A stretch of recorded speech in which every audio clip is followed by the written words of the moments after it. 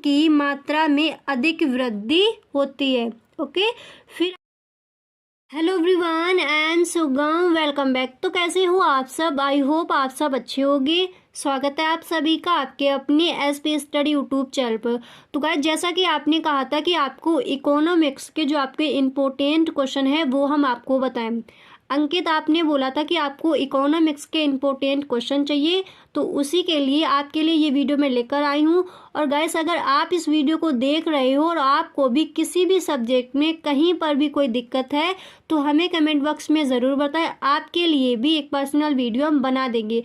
किसी भी सब्जेक्ट में कहीं पर भी दिक्कत हो तो कमेंट बॉक्स में आप ज़रूर लिखें, आपके लिए भी नेक्स्ट वीडियो बन जाएगा। ठीक है, तो जैसा कि अंकित ने कहा था कि उनको क्या इसके जो इम्पोर्टेंट क्वेश्चन है वो उनको चाहिए, तो ये वीडियो मैंने पर्सनल उस बच्चे के लिए बनाई है। तो अगर आपको किसी सब्जेक्ट में दिक्कत है और आप भी 2023 के बोर्ड एग्जाम के लिए अपने एकदम बेहतरीन तैयारी करना चाहते हो, इस बार आप टॉप करना चाहते हो, 90+ आपको इस बार स्कोर करना है, तो आपको करते रहना है, तो इस बार आप टॉप 100% कर जाओगे। ठीक है, कई बच्चे, जैसा मैंने बताया है उसी तरह से कई बच्चे अपनी तैयारी कर रहे हैं, तो देखिए इस बार वो 90+ स्कोर 100% कर जाएंगे।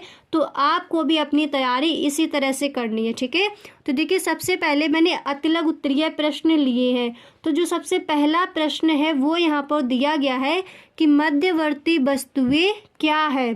आपका प्रश्न क्या दिया गया है, उत्तर आप इस तरह से लिखोगे कि वे वस्तुएं जिनका उपयोग किन्हीं अन्य वस्तुओं के उत्पादन के लिए किया जाता है मध्यवर्ती वस्तुएं कहलाती हैं। ठीक है, इस प्रश्न का आंसर आपको इस तरह से देना है, वे वस्तुएं जिनका उपयोग किन्हीं अन्य वस्तुओं के उत्पादन के लिए किया जाता है मध्यवर्ती वस्तुएं कहलाती हैं। ओके, अब देखिए जो आपका नेक्स्ट प्रश्न है वो मैंने यहाँ पर रखा है। देखिए आपका नेक्स्ट प्रश्न दिया गया है कि अल्पकाल एवं दीर्घकाल में भेद कीजिए। ओके, ये प्रश्न कई बार पूछा गया है। ठीक है, कि अल्पकाल एवं दीर्घकाल में भेद कीजिए। तो देखो इसका आंसर आपको इस तरह से देना है, पहले आपको हेडिंग डालनी है, फिर आपको लिखना है कि काल में उत्पादन के साधन दो प्रकार के होते हैं। कौन कौन से? स्थिर साधन, परिवर्तनशील साधन। और फिर स्थिर साधन में आपको लिखना है कि स्थिर साधन वे हैं जिनकी मात्रा में उत्पादन प्रक्रिया में परिवर्तन नहीं किया जा सकता। आपको देखो ये किस तरह से लिखना है, इस तरह से पहले आप पॉइंट बाय पॉइंट डालोगे, फिर आपको 2 पॉइंट लिख देने हैं, फिर आपको एक हेडिंग डालनी है। जैसे मैंने ये डाली है अल्पकाल, आपको भी डालनी है स्थिर लागत, और फिर इसमें आपको ये 2 लाइनें लिख देनी है। फिर नेक्स्ट आपको ये हेडिंग डालनी है ऐसे ब्लैक स्केच की हेल्प से कि परिवर्तनशील साधन, और फिर उसमें आपको ये लाइन लिख देनी है कि परिवर्तनशील साधन वे हैं जिनकी मात्रा में उत्पादन, ठीक है, जिनकी मात्रा में उत्पादन प्रक्रिया की आवश्यकता अनुसार परिवर्तन किया जा सकता है। ओके, फिर देखिए आपको लिखना है, एक आपको लाइन छोड़ देनी है, फिर आप इस तरह से लिखोगे कि अल्पकाल में फर्म अन्य साधनों को स्थिर रखते हुए केवल परिवर्तनशील, ये थोड़ा मिस्टेक है, ठीक है, आपको सही से लिख देना है कि केवल परिवर्तनशील साधन को बढ़ाकर उत्पादन स्तर में परिवर्तन करती है। ओके, इस तरह से आप आंसर दोगे। अब देखिए नेक्स्ट आपको हेडिंग क्या डालनी है, दीर्घकाल। ये आपने लिख लिया अल्पकाल क्या है, ठीक है, भेद पूछा गया है। फिर आप हेडिंग डालोगे दीर्घकाल, और इसमें आप लिखोगे कि दीर्घकाल में कोई भी साधन स्थिर नहीं होता, सभी साधनों की मात्रा को उत्पादन प्रक्रिया की आवश्यकता अनुसार घटाया बढ़ाया जा सकता है। फिर आप लिखोगे कि फर्म उत्पादन के साधनों में अनुपातिक परिवर्तन करके उत्पादन का पैमाना बदलती है। इतना आपको लिख देना है दीर्घकाल में, समझ आ गया। फिर देखिए जो आपका नेक्स्ट प्रश्न है वो यहाँ पर दिया गया है, ये थोड़ी सी लाइन हो गई थी, ठीक है, मुझसे पेन चल गया था। ओके, तो इस पर आपको ध्यान नहीं देना है। अब देखिए जो आपका नेक्स्ट प्रश्न है वो मैंने यहाँ पर लिया है। देखिए आपका नेक्स्ट प्रश्न यहाँ पर दिया गया कि पूर्ति तथा स्टॉक में क्या अंतर है। ओके, तो इस प्रश्न का आंसर आप इस तरह से लिखोगे कि किसी वस्तु का स्टॉक वस्तु की की कुल मात्रा को बताता है जो कि किसी समय विशेष पर बाजार में उपलब्ध है, जबकि पूर्ति स्टॉक का वह भाग है जो कि विक्रेता एक निश्चित समय में एक निश्चित कीमत पर बेचने को तैयार है। ठीक है, अब देखिए जो आपका नेक्स्ट प्रश्न है वो मैंने यहाँ पर लिया है कि मजदूरी की न्यूनतम सीमा क्या है। मजदूरी की न्यूनतम सीमा क्या है? तो इसका आंसर आप इस तरह से दोगे कि श्रमिकों का सीमांत त्याग अथवा उनका रहन सहन का स्तर मजदूरी की न्यूनतम सीमा को निश्चित करता है। उत्तर में आपको क्या लिखना है, सिर्फ 2 लाइनें लिख देनी है कि श्रमिकों का सीमांत त्याग अथवा उनका रहन सहन का स्तर मजदूरी की न्यूनतम सीमा को निश्चित करता है।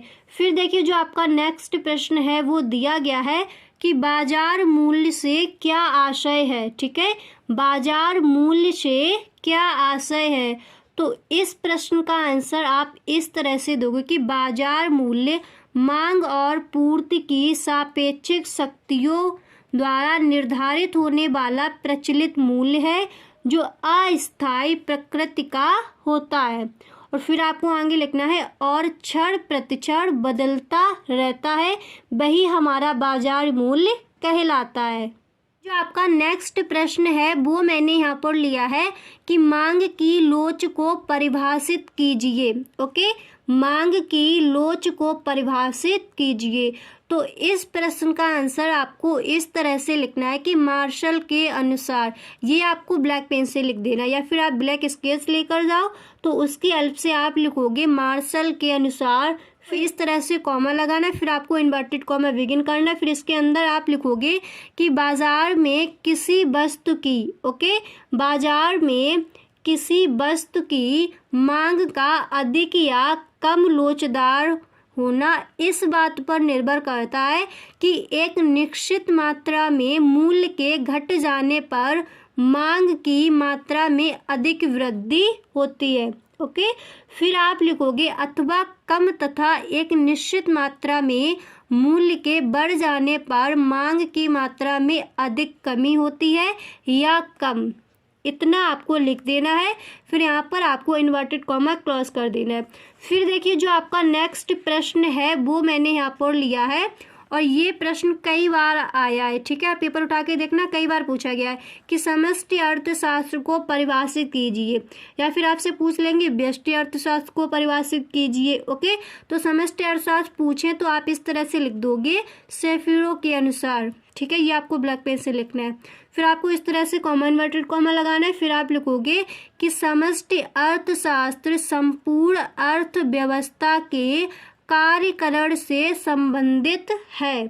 ओके, फिर देखिए जो आपका नेक्स्ट प्रश्न है ये बहुत ही इम्पोर्टेंट है। ठीक है, ये वाला कि राष्ट्रीय आय से आप क्या समझते हैं, या फिर इस तरह से पूछेंगे कि राष्ट्रीय आय से क्या आशय है, राष्ट्रीय आय हम किसे कहते हैं। किसी भी तरह से पूछिए, आपको आंसर लिखकर आना है। ठीक है, तो देखिए इसका आंसर आप इस तरह से दोगे कि जैसे किसी उत्पादन की एक इकाई की वास्तविक उत्पत्ति का अनुमान प्रति वर्ष लगाया जाता है, वैसे ही किसी एक राष्ट्र की समस्त उत्पत्ति यानी समस्त व्यक्तियों की उत्पत्ति के योग का अनुमान लगाया जाता है। यह संपूर्ण उत्पत्ति उस राष्ट्र की राष्ट्रीय आय या लाभांश होती है। देखिए जो आपका नेक्स्ट प्रश्न है वो मैंने यहाँ पर लिया है कि मुद्रा के 3 प्रमुख कार्य लिखिए। मुद्रा के 3 प्रमुख कार्य लिखिए। तो आपको इस तरह से लिखना है कि मुद्रा के 3 प्रमुख कार्य